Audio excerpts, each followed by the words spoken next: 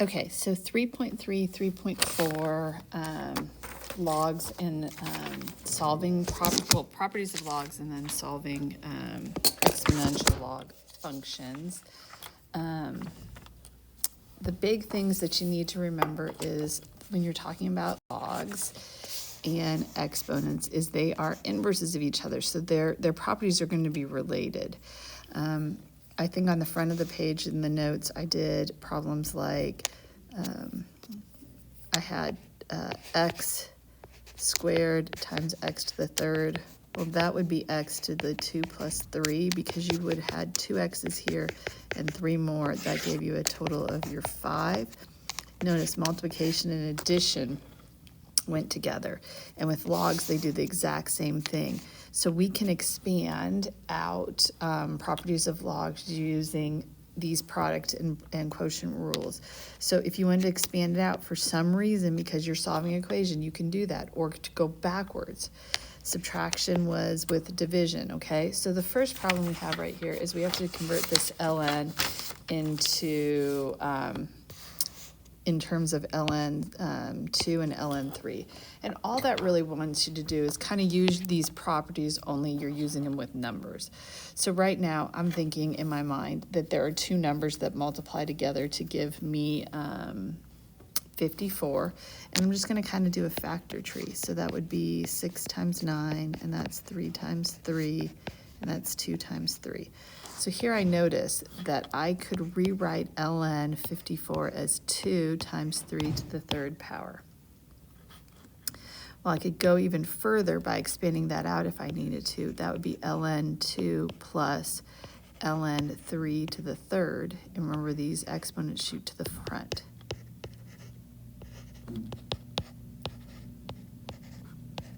And that would be that guy expanded out using only 2's and 3's, ln's 2's and 3's. Subtraction is division, so we could rewrite this. And that would be great, except for we can only use 2's and 3's. So I can rewrite ln 9 as 3. This would be 3 squared. So that means that it would look like that when I wrote it. And then 8 is 2 to the third power, so that would be the power goes up in front, and that would be that guy. So I'm missing a step that I would have written in class that I didn't write on this page because I'm trying to simplify it there. But that's where I'm getting those things. I'm just rewriting those values to get that. Okay, my advice for these guys is to simplify these guys using, like, this kind of a review from what we've been doing, is log solve for exponents. So x is my exponent, it's my unknown, my base is 4, and I have this. Now I can't jump to the answer right now. I have to convert this into common bases, and so 4 is going to be my common base, and I know 4 to the third power is 64. So 4 to the third would be inside that guy. So I'm going to jump a step, and you would get this. So 3 is the numerator, 5 would be the denominator, so x is equal to 3/5. Now I personally, with this guy, when e's and ln's are next to each other, they undo each other. So this will be 5 times 2 minus 3, which is 10 minus 3, which is 7. Obviously we could go more fancier, but that's what I would probably do with those guys. Okay, so now we're going into, oops, I think I missed this, yeah. So I go to expand these out. So we're going to use the properties that we saw on that first page. These are all multiplication. However, we could rewrite this to have division because we learned in Algebra 2 that we can make an exponent positive by moving it to below. So we can use that division, or it really doesn't matter because we're going to have a negative exponent that's going to shoot to the front, which is going to make it subtraction. So you kind of have to just, your judgment call. I'm going to do this as multiplication now. There are 3 things that are being multiplied together. So that means I'm going to have 3 logs. Now I'm multiplying these guys.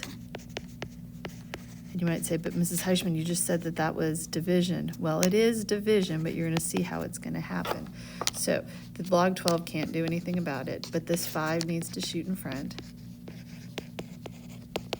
and then that -2 needs to shoot in front. Well, that is going to be a +1 times a -2, because there's a +1 there. We just didn't have to write it. That would be your equation, expanded out. This guy, I have 2 terms. The hard part is you really need to understand that logs, or you need exponents for these. So I'm going to rewrite this, as 4x plus 1 to the 1/2. We know that radicals have fraction exponents. So when I expand this guy out, that's going to be ln x squared minus ln 4x plus 1 to the 1/2. Now, because I did division, I've subtracted them. Now these exponents need to shoot to the front.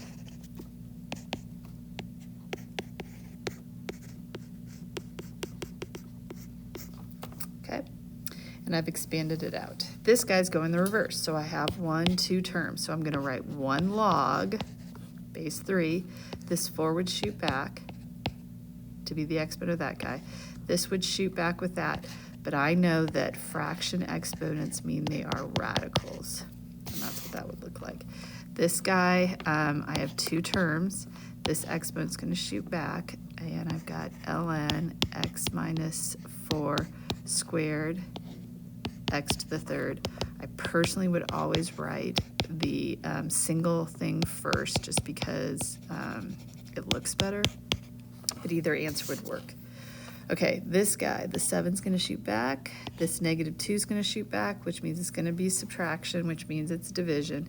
So log base 3, a to the 7th times b over 8c squared, because that's going to be squared. Now, you could also write it like this. Okay. All right, and then we've got example 1 with these guys. Okay, last 2 are the extraneous ones. These are the ones most people need to watch. So these guys I can combine by doing this. I'm going to move that guy back. So I have ln 2x squared. Okay, now I have common bases, so I can ignore. So I've got x plus 2, 3x minus 2. Equals, and I'm going to jump, that's 4x squared, because both those get squared. Okay, I'm going to do the distributive property, which is double distribution.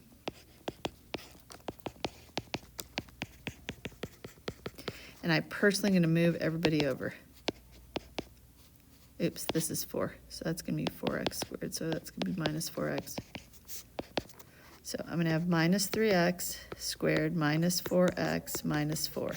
That's going to give me 0 is equal to x squared minus 4x minus 4. And I need to think what 2 numbers multiply together to give me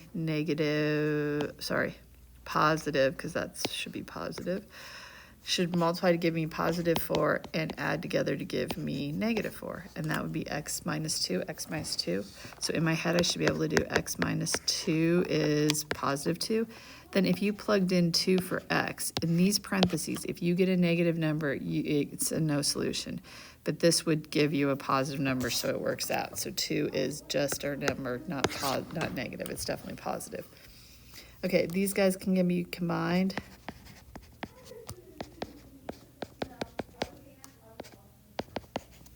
So I'm going to convert this into an exponential.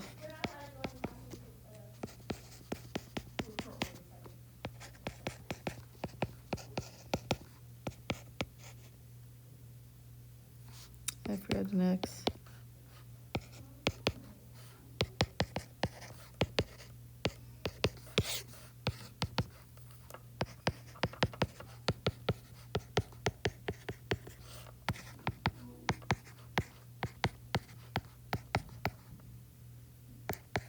But 2 numbers multiply together to give you negative 12 and add together to give, or subtract to give you negative 1x. So I think that's going to be x minus 4, x plus 3. So x is equal to 4 and x is equal to negative 3. I get this all the time. That guy doesn't have an x with it, so it's just a stretch. Or it could be a shrink, I guess, but 12 is definitely a stretch. So now, when you plug negative 3 in here, you're going to get negative 36. You're going to get negative 4. That can't happen. So this is your only solution. is. Oh, here it is. Okay, so to be able to do logs, you have to know, you have to get common bases, and that means one base on each side of the function. So for me, I know that 36 can be written with 6. Once you have common bases, you can ignore them, and you can just solve this problem, which would be 2x plus 1 equals x plus 6. And I'm doing algebra 1. I hope this is not freaking anybody out.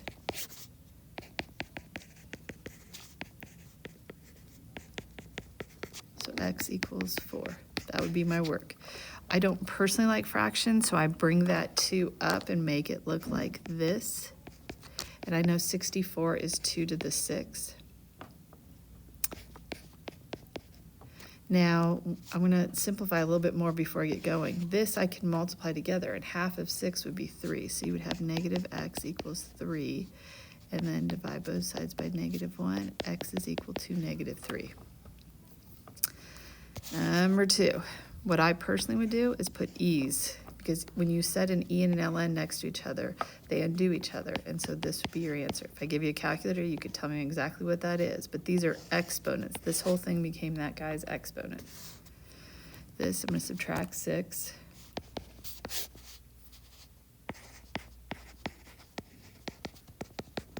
And I personally am going to divide by 2. And now I have a log that I'm going to convert into an exponential function. Logs equal exponents. So this means 10 to the 6 because no base is written.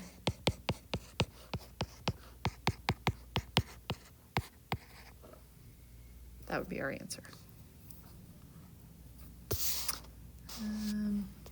This guy, it looks like we need to have this situation only with logs. We need to have a 6 and a 6 on either side. So I'm going to convert these guys using, I'm going to condense it. So this is log base 4, 3, x minus 2, and this would be log 4 x equals. Once you have that, then you're going to ignore it, and you're going to just solve this problem.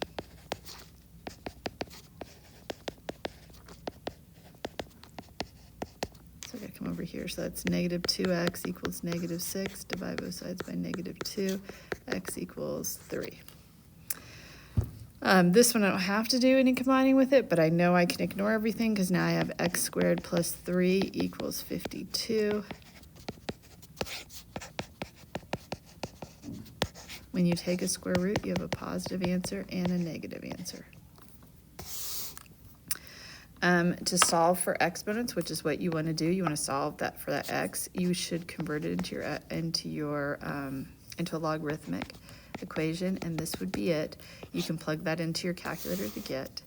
This guy, I'm going to ln both sides. When I ln both sides, this becomes this value. Okay, these guys undo each other, and so you're left with this. You can now solve for x. This is a number. You're not going to be able to subtract 4 and get like 2. It is an actual decimal that you will plug in, that you need to know what that is to be able to plug that in to get the value where you can subtract 4. So this is a number. Don't just randomly get 2 from that, because the 6 goes with the ln. Now I'm going to divide both sides by negative 3, and you can put this in your calculator exactly how it says right here, and you will get that guy's answer.